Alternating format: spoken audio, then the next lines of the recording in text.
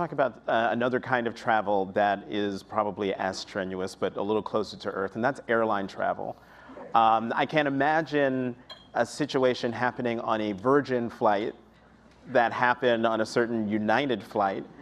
But if it had happened on a Virgin flight, what would you have done? I think it wouldn't have happened on a Virgin flight. I mean, I think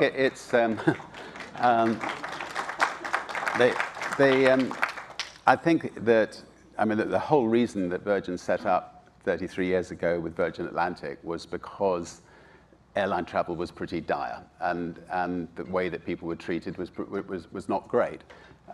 So we set up Virgin Atlantic just with one second-hand 747, taking on TWA and Pan Am and Air Florida and People's Express and oh, there's a name I haven't heard in a long time. I mentioned those four because these were between them had something like 800 planes, and we had one plane, and all of those airlines have disappeared, and the reason they disappeared was they didn't look after the people who traveled on them, and they got replaced by United and American and others, and those airlines have been bust, three or four times, mm-hmm.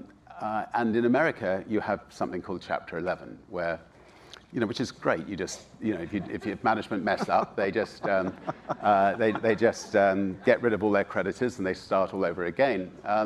In Britain, it's like an inside joke. Everyone's sort of giggling. In Britain, if we're, if we mess up, we're like a tree. If a tree dies, we're dead. And we leave room for new young saplings to grow. And so, we have to look after our passengers. We can't afford to go into Chapter 11. We can't afford to go bankrupt. And, we just have to be, we have to be great. And it's a lot more fun running an airline that has people who smile and are friendly to their passengers, and rather than the reverse.